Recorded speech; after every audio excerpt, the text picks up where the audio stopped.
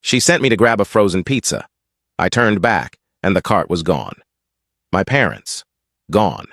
Just my reflection in the freezer door, holding a coupon for a dinner I never got to eat. 19 years later, they showed up in my condo wearing designer clothes, fake tears in their eyes, asking if I had room for family. It happened on a Wednesday. I remember because I had finally gotten a gold star in spelling class that morning. I was 7. My mom, Tricia, had taken me and my little sister to the grocery store. No big deal. Except she told me to run back and get a frozen pizza. The good kind, the one with pepperoni edges that curled into tiny bowls when baked. I said, okay. I ran. I grabbed it. When I turned around, they were gone. I stood there clutching the frosty cardboard box, confused. Maybe the cart was around the corner? I jogged down aisle 7. Nothing. I checked aisle 6. Silence. I started running, calling out, "Mom!" My voice cracked like cheap glass. I ran past rows of cereal, frozen vegetables, and indifferent cashiers who never even looked up. I got to the parking lot. Empty. No silver Altima, no familiar dented bumper, no stupid baby on board sticker, just exhaust fumes and strangers. That night, I slept in the security guard's office. I was too scared to cry, too angry to scream. The pizza box was still in my hands when the cops picked me up. I remember them asking if I knew my home address. I did. I gave it. But no one was there. No furniture. No lights. Not even a cat. They vanished like ghosts who'd already practiced disappearing. My name's Carter. I'm 26 now. And if you think, this story ends with a tearful reunion and emotional hugs, you're either naive or haven't met people like Tricia and Troy Ellman. They vanished that night like they'd rehearsed it. I got placed into the system. Foster home roulette. Some were okay. Some were hell. A couple locked the fridge and made me sleep on the porch to build character. One guy tried to make me call him Papa. I never did. I didn't speak for almost a year. At 11, I got placed with Ron and Patty Fletcher in a nowhere town outside Des Moines.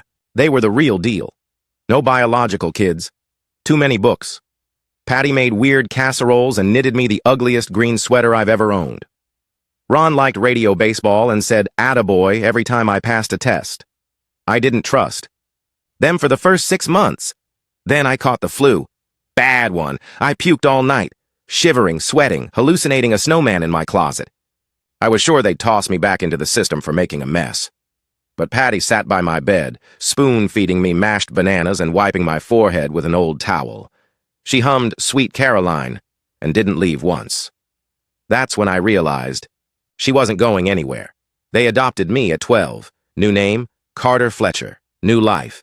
But the scars, they don't vanish with a signature. High school was a mix of straight A's, fights in the locker room, and long nights writing angry letters to people I knew I'd never send.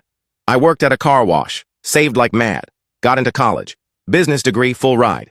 I interned, hustled, and by 25, I'd launched a startup that caught fire, crypto adjacent, stupidly overvalued, and blessed by a lucky tweet from a B-list rapper.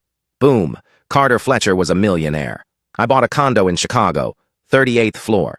Lakeview, glass walls, the kind of place people imagine when they hear orphan-turned-entrepreneur. But inside, I was still that kid in the freezer aisle holding a coupon and waiting for a goodbye that never came.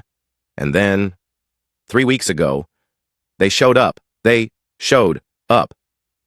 It was a Sunday. I'd just finished hosting a charity dinner for foster youth. Kind of ironic now that I think about it. There was a knock at the door. I assumed it was my assistant dropping off paperwork. It was Tricia and Troy, both wearing smiles like store mannequins. Troy had fake tan lines and a Rolex I knew he couldn't afford.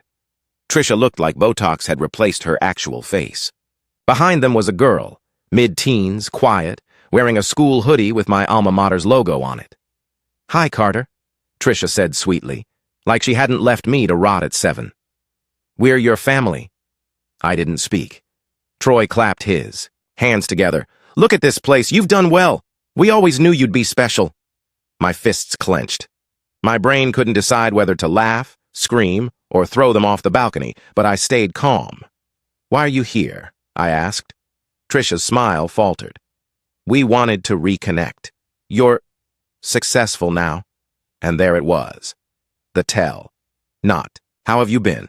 Not, we're sorry. Not, please forgive us. No, it was about the money, and I wasn't ready for what came next, because what they were hiding behind those grins was even worse.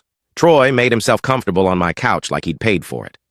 Trisha kept circling the room, commenting on everything, my taste in furniture, the art on the walls, the color of my throw pillows.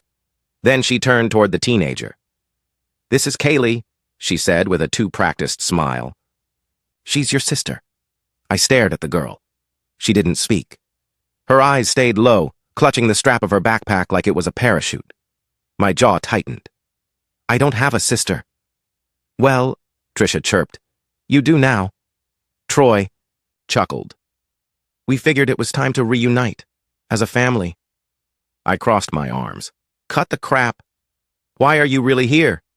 Trisha's smile cracked for half a second. She exchanged a quick glance with Troy. That's when I saw it. Desperation, the fake confidence, the forced laughs. This wasn't a heartwarming visit. This was a last-ditch effort. Troy leaned forward. "All right, cards on the table. We're in a bit of a financial situation." "A bit," Trisha echoed, laughing awkwardly. "You're successful now," Troy continued, voice slick as motor oil. "It would mean a lot if you could invest in your family's future." I blinked. "My family's future?" Trisha stepped in, her voice low, like she was offering me some sacred wisdom. "Kaylee's starting high school. We want to give her the opportunities we couldn't give you." I couldn't help myself. I laughed. Loud, sharp, bitter. "You mean the opportunities you refused to give me before you abandoned me in a supermarket and vanished like sewer rats?" Kaylee flinched. Trisha's mouth opened. "Carter, please, no," I snapped. "You don't get to play Mother of the Year now." Troy stood. "Hey, don't talk to her like that. We're your parents." I looked him straight in the eyes. "No. You were donors. That's it." He moved toward me. Not threatening, but with that same arrogance he used to wear like a cologne. "You think you're better than us now, huh? Big man in the city?" I didn't flinch. "I was better than you the day you left me holding a frozen pizza in aisle 7. Trisha's eyes shimmered, not with tears, but with shame she wasn't brave enough to admit. Kaylee finally spoke. "I'm sorry," I turned to her. "For what?" She hesitated, then whispered, "For them." She looked scared, worn out. That's when I noticed a bruise barely hidden under her hoodie. Faint, yellowing. My blood turned ice cold. "You hitting her?" I asked, voice low and dangerous. Troy scoffed. "What? No, she's clumsy."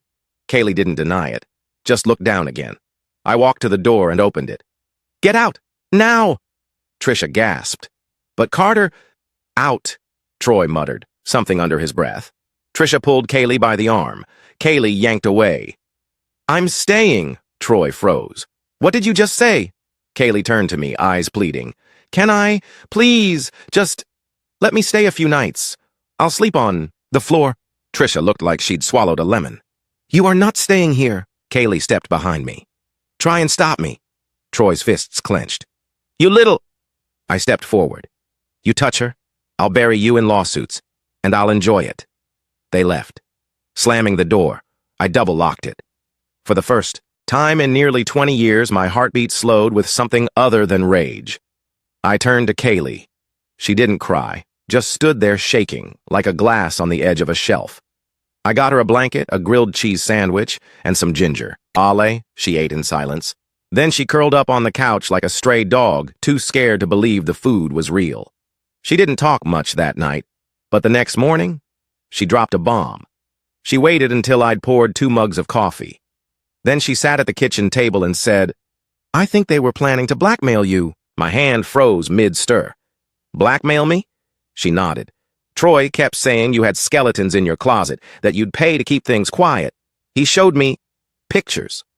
I turned toward her, heart pounding. "What pictures?" She hesitated, pulled out her phone and opened a folder. Then she passed it to me. My stomach sank. Photos of me, at the bar, hugging a friend, leaving a gala with my arm around someone. Grainy, misleading, the kind tabloids dream of twisting. But worse. Screenshots of forged messages, Threats, accusations, fake texts from burner numbers, supposedly from me, pressuring someone for silence. All fake. I think they were going to leak them if you didn't pay, she whispered. I stared at the screen. Storm was building. I looked up. Kaylee, did you help them make these? She shook her head furiously. No, I swear. But I saw them talking about it. I heard them laughing. Troy said you'd beg them to stop. I sat back in my chair, stunned. Betrayal had become a family tradition for them. And this time, it was war. I didn't sleep. Not that night. Not the night after. I kept playing the screenshots over in my mind. Those messages could ruin me. If even one donor saw them, I'd lose everything. Investors, credibility, maybe even my nonprofit's license.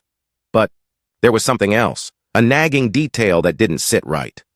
Troy never struck me as smart enough to fabricate something this precise. He was too arrogant, too sloppy. This was surgical. Someone knew how to hit me where it hurt. And Kaylee? She was scared, but not clueless. That next morning, I asked her point blank, "How long have they been planning this?" She was quiet for a second, then said, "Since last summer. They found out about you through a podcast." I blinked. What podcast? There was this episode about foster kids who made it big. One of the stories was yours. You didn't use names, but Mom recognized the details. I gritted my teeth. "I told them not to contact you," she continued. "Troy said he had a friend who could handle things. He called him Jex. I don't know if that's a nickname or a code, but..." I froze. Jex. My hands went cold. I hadn't heard that name in 6 years. Jex was a hacker, a real one. We crossed paths briefly back in college. He'd crashed a private server for laughs and walked away with donor information from an alumni fundraiser. He got expelled. I never saw him again, until now. And if Troy was working with Jex, I was in trouble. I opened my laptop, checked my bank accounts, my foundation's firewall logs, server history. Nothing obvious. Then I looked deeper. And that's when I found it, a silent data ping, disguised as a diagnostic update. Someone had probed the Foundation's database, just once, 2 weeks ago. Origin IP, masked, location, unknown. But the access time matched the day I'd spoken at that fundraising gala, where I met that donor couple, where I hugged that friend, where I had one too many drinks. The photos weren't accidents. I'd been followed, and Jex was good enough to make it all look like a coincidence. I slammed the laptop shut. I needed help, so I called my friend Donovan, a cybersecurity expert who owed me a favor after I helped him get a grant for his startup. He answered on the first ring. "What's the damage?" he asked before I even spoke. "Ever heard of Jex?" I said. Silence. Then, "You serious?" As a heart attack. "You just stepped in radioactive shashiti, man." "Yeah, I noticed." Donovan agreed to run a trace, said he'd need 48 hours. In the meantime, I had another problem. Kaylee. She needed safety, stability, a future, and I didn't trust CPS, not with the bruises I'd seen. So I did the only thing that made sense. I called Patty. Yes, that Patty. My foster mom. It had been years. We talked occasionally, holiday cards, updates. But now, I needed her for real. She picked up, breathless and cheerful as ever.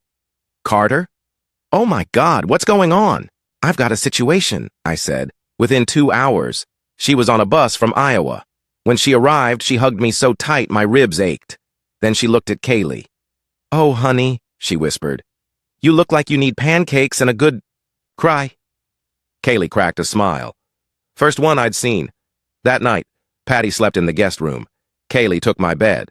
I camped on the couch, armed with coffee and paranoia. And then, something happened. Around 2 a.m., I saw headlights outside, a car parked half a block down, dark, engine idling. I peeked through the blinds, couldn't see the driver. After 10 minutes, it pulled away, but I didn't sleep again. The next morning, Donovan called. "You're not gonna like this," he said. "Go on." The intrusion came from a spoofed IP, bounced through multiple countries. But I got lucky. One of the nodes didn't clear its cache. I traced it back to an apartment complex in Houston. And it's leased to a shell company. But guess who the emergency contact is? I waited. Trisha Ellman. Boom. The whole thing, it was bigger than I thought. I wasn't just a target. I was a test run. The second Donovan told me Trisha was tied to a shell company in Houston, everything clicked into place. They hadn't come to me just for blackmail. I was the prototype, the dry run, the easy mark. They had bigger fish on the hook. You said it was a shell, I asked, pacing my kitchen. What kind? Consulting, Donovan replied. But get this, it's registered as a youth outreach nonprofit. I stopped cold. You're kidding. Nope. And it's running parallel. Donation campaigns, under your foundation's name. What? He sent me a link. I clicked. There it was, a glossy knockoff website. Same logo, same mission statement, same photos of my staff, my kids. Only the contact info was different. A Houston P.O. box, a fake phone number. They cloned Crossroads Haven, and the donations, probably flooding into accounts I'd never see. Who the hell would believe this crap? I muttered. Donovan snorted. You'd be surprised. People click, donate, move on. They don't verify URLs. I ran a WAIS search. The domain was registered by a company called Optex Management Group, based out of Nevada. I called my lawyer. She started building a fraud case instantly, but I knew court would take months, and by then, the money would be long gone. Kaylee walked in as I was printing documents. What's going on? I handed her a page. They're using your name and mine to con people. She sat down hard. They're doing this to other charities? Worse, I said. They're pretending to be them. Patty, sitting nearby with a mug of tea, looked like she wanted to hurl the cup at a wall. Those monsters! I should have baked them arsenic muffins when I had the chance. That made Kaylee laugh. A little. Then Patty stood. We're not letting them win. I had to think. Fast. That night I called in every favor I'd ever earned. Lawyers, journalists, donors. One of my old foster care contacts now worked for a national morning show. I gave her everything. Documents, timelines, screenshots, even a voice memo Kaylee had secretly recorded of Trisha bragging about milking. Donors like cows. It aired 2 days later. National TV headline. Fake charity ring busted. Victim speaks out. And just like that, the storm hit. Donations stopped. Accounts frozen. The IRS, FBI, and 2 state attorney generals came sniffing around like bloodhounds on a scent trail soaked in gasoline. But that wasn't the end. It was just the beginning. Because the broadcast triggered a tidal wave of calls. Other nonprofits, youth centers, rehab clinics, a battered women's shelter in Tulsa, all duped, all mimicked, all clawing for answers. And at the center, Trisha and Troy Elman. But then came the twist. One that turned my blood cold. Donovan called. Back, panicked. Jex is missing. What do you mean? He ghosted, wiped everything. Apartment's empty. All we found was a burner phone taped under the desk. I gripped the phone tighter. Anything on it? One message, he said. Voice note. It's, addressed to you. He sent it. I played it on speaker, static. Then Jex's voice. Calm, smug. Hey, Carter. Guess the game got too real, huh? I never liked Troy, but he paid. And I like chaos. You weren't the only mark, but you were the loudest. You want to stop them? Fine. But you better hurry. They've got files, real ones, on people who won't forgive. You're not just ruining. They're scam.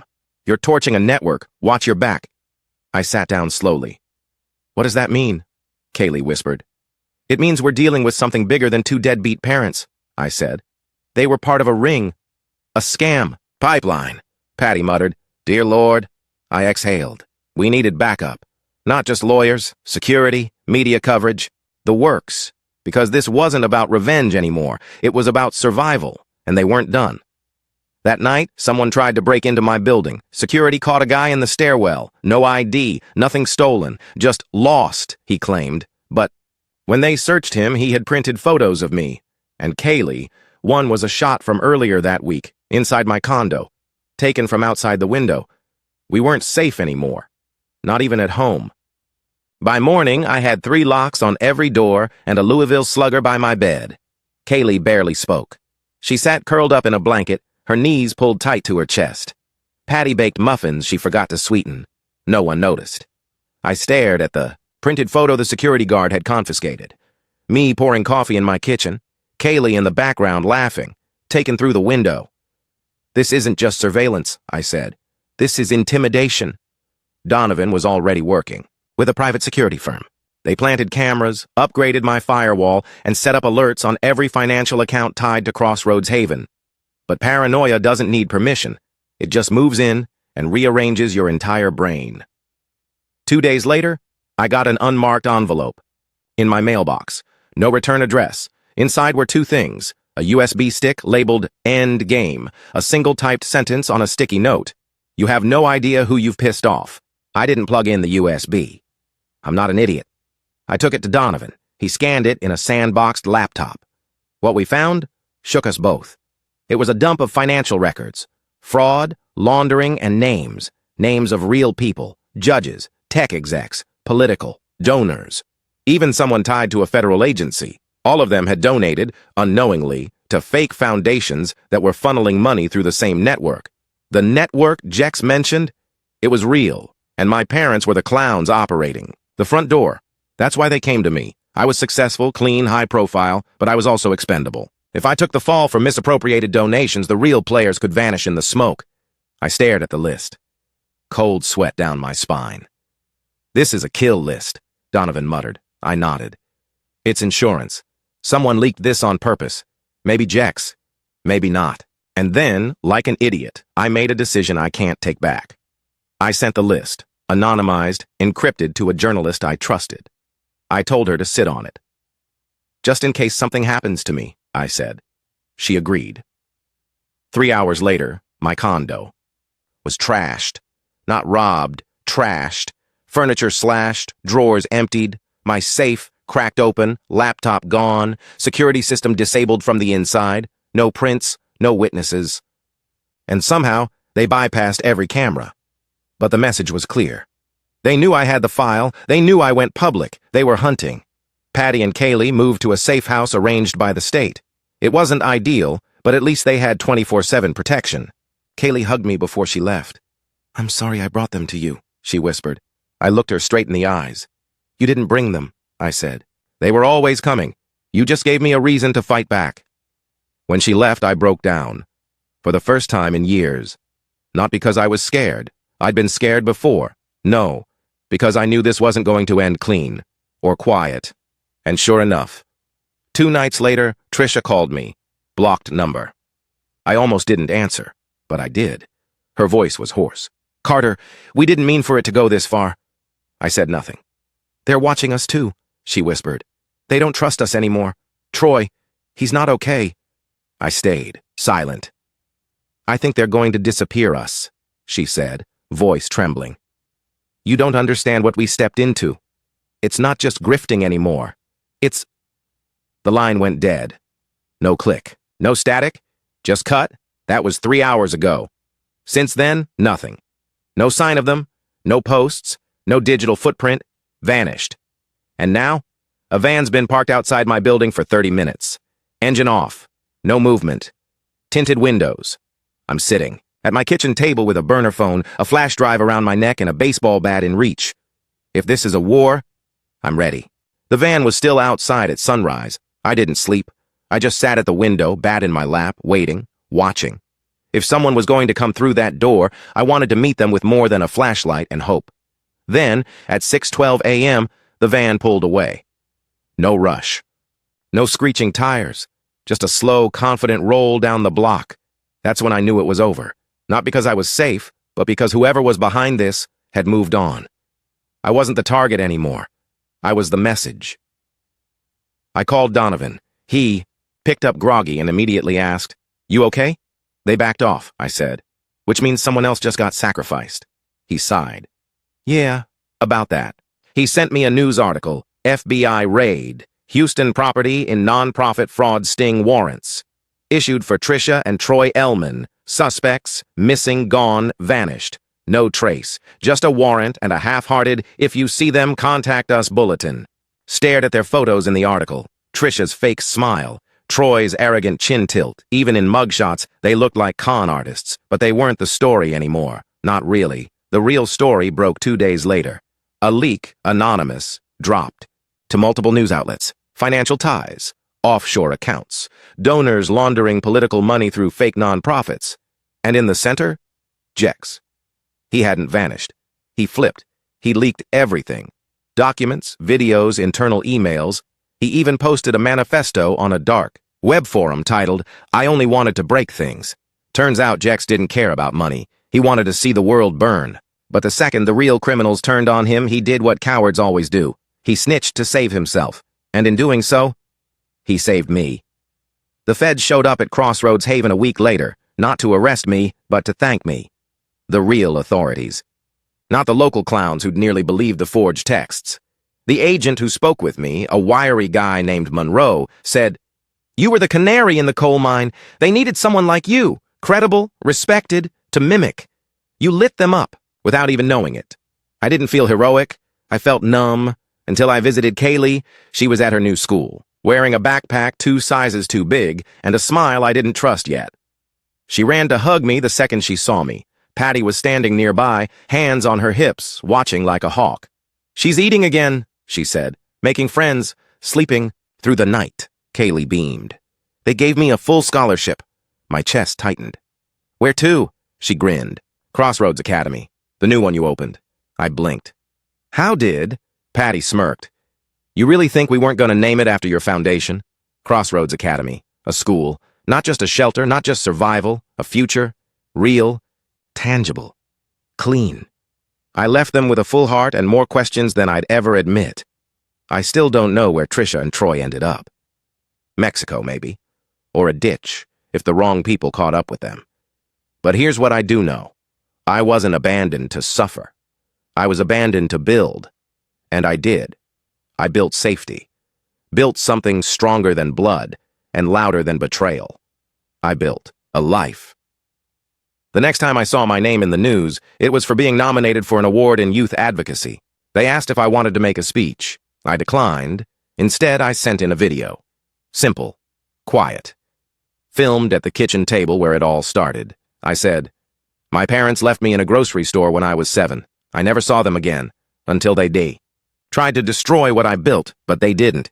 Because people stood with me, people like Patty, like Kaylee, like the kids who walk through our doors every day. You don't need perfect blood to be family. You need honesty, loyalty, safety, and someone who shows up." I was left behind, but I didn't stay there. I walked forward. I built something. You can too. Whatever was taken from you, take it back. Make it yours. And when they come for you, stand taller. They only return when they think you're weak. Prove them wrong.